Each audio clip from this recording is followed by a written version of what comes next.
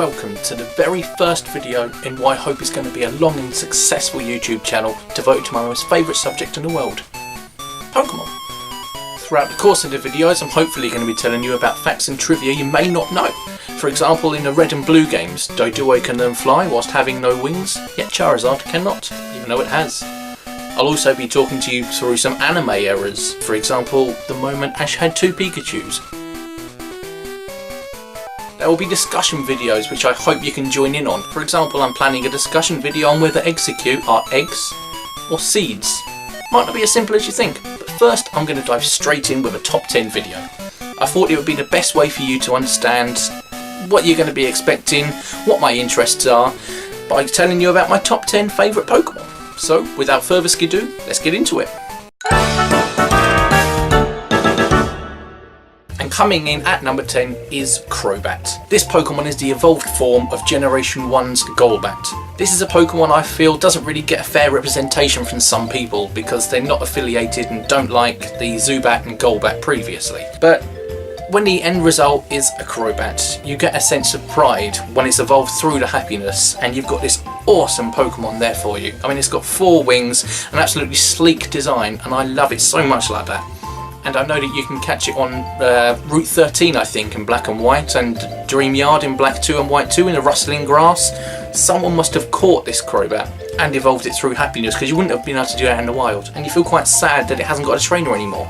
And that's just why I like Crobat, for those reasons. And coming in at number 9 is a Pokemon I know is quite popular with people from the recent Sun and Moon games. It's Lycanroc's Midday form. I used Lycanroc Midday on my very first run through of Pokemon Sun, and it was absolutely amazing. I gave it a Z-move Continental Crush, and it absolutely blitzed everyone. You could have it as a perfect pet, along with Rockruff to be fair, and it's just so cute. I absolutely love its design. It's one of the very few rock-type Pokemon that aren't actually made of rock. It's got this jagged beauty to it. Jagged beauty. Is that an oxymoron? Siri, is jagged beauty an oxymoron? Siri, can I have some popcorn? Not even an iPhone. And my number 8 is the Tortuga and Caracosta line. I can't split my decision between the two of them. I think the design of Tortuga is so amazing, it looks so awesome, and who doesn't like turtles and tortoises for a start? It learns Crunch at quite an early level, at level 21, so you've already got a powerful Dark-type move with you. I love the look of the cover fossil, I think it's beautiful. It has a high attack and defense stat, which is absolutely amazing, especially with Shell Smash thrown in there. Its speed may be low, but if you got a high defense with it and have a few potions with you, it's really good for a run through. Maybe not competitively, but still good to have around if you're just going to go through a game.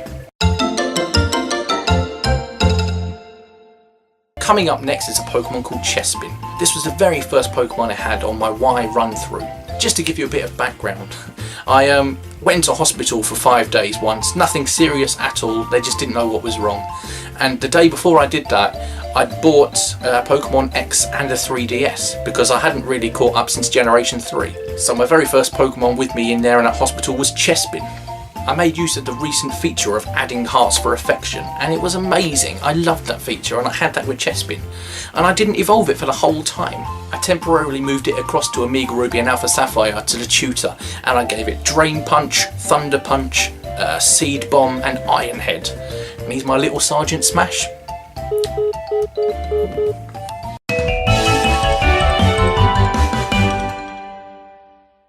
Coming in next, we've got the Trico Deceptile line. When I was a child, we used to holiday in Norfolk a lot as a family, and there was one particular year that I bought the recently released Pokemon Sapphire game, whilst my brother bought Pokemon Ruby. We probably shouldn't have done, but we did anyway. And you know what? It was a good holiday. It was made a little bit better by the games.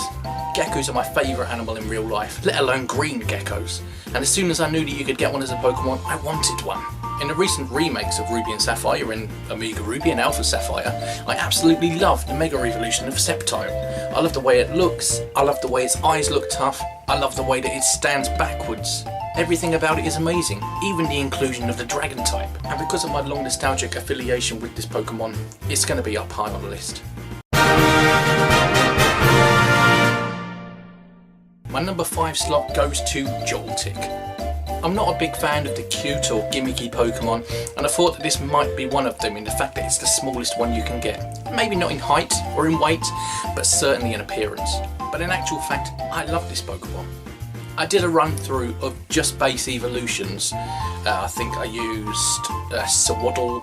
I might even have used a Togepi, I can't quite remember, but the one I know 100% that I used was Joltik. He was my favourite. He had X-Scissor, Thunderbolt. The fact that he is that strong and can take on that many is amazing. I just imagine this little Joltik taking on a giant dragon and winning. Not to mention the fact that it's made of two of my favourite types in Bug and Electric. Joltik is always going to be special to me, and that's why it's in there.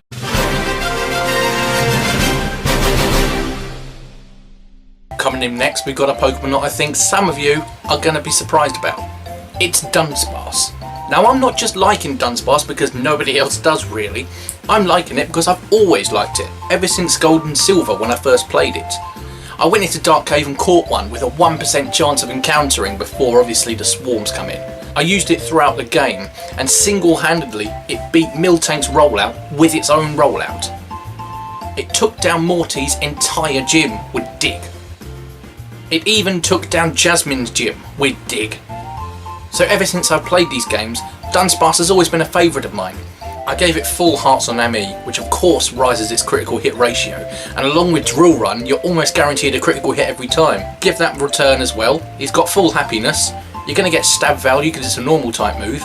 You've got an undefeatable Dunsparce, and that's exactly what mine was. Too many people give Dunsparce a hard time, but do they know that it can learn Flamethrower, Fire Blast, Earthquake, Poison Jab, Thunderbolt, Ice Beam, Thunder, Blizzard, Hyper Beam? Don't think they do. Taking my number 3 slot is Snorlax. Snorlax was my favourite Pokemon in Generation 1 when I was playing Red and Blue as a child. I always had a Snorlax on my party, every single time. I absolutely love Munchlax as well, and I love the idea that it eats as a Munchlax and then sleeps as a Snorlax. I do the same. Even though it's a big lump and extremely heavy, it's such a cuddly and cute Pokemon. I've got a plush of a Snorlax. I had it stuck to my ceiling for ages before it gave me a body slam in the night. Good thing it wasn't a pulverising pancake, which, in fact, is my favourite Z-type move. Might do another video on those. But either way, Snorlax is amazing. It's helped by the fact that I got a shiny Snorlax in a Wonder Trade. I fully recommend Wonder Trades. That's why Snorlax is my number 3 favourite, and it always will be up there in that top 3, no matter what.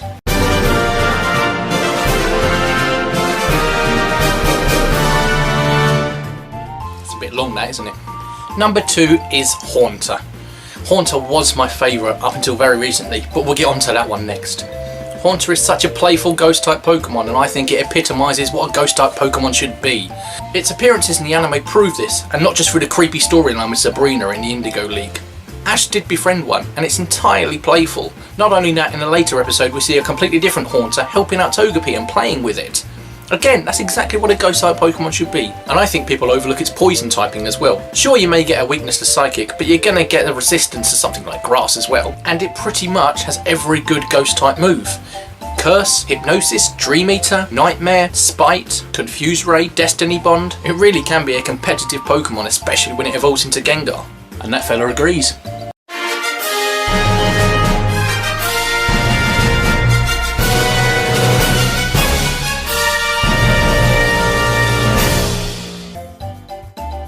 And my number 1? No, it's not Haunted Pikachu, it's Mimikyu. Up until the recent Sun and Moon releases, Haunter and Snorlax were battling it out to be my number 1, but they have been pipped to the post by this little guy. I originally didn't really like the idea of Mimikyu when I first saw his release video. I didn't think it was that great. I thought it was a bit silly, but slowly and surely, he grew on me. Its unique disguise ability is absolutely fantastic. If any of you are unfamiliar with it, what it does is it takes the first HP dealing move and doesn't lose any HP. After then, its disguise is busted and it's back to normal. The disguise ability actually caught me out when I played it as a totem Pokemon. I used my Z move on it straight away, and of course it took all the HP from it, didn't lose any, and I lost a Z move. Along with all this, its base attack stat is absolutely great. You give it Play Rough and Shadow Claw, it's going to be unbeatable, especially if you put a Z move in the mix. Its unique typing of Ghost Fairy is something that very much appeals to me. Its appearances in the anime are extremely creepy, especially when it sends Meowth into the sea. That was cut for the UK version though. No one really knows what a Mimikyu looks like under its disguise, and if you do see, it's not going to end that well. Well, that's it for my top 10 favourite Pokemon. I hope you've enjoyed this video, and if you have, why not click like and subscribe down below. I've got a lot more videos I plan on doing, and I want you to come along for the journey. But until then, see you soon.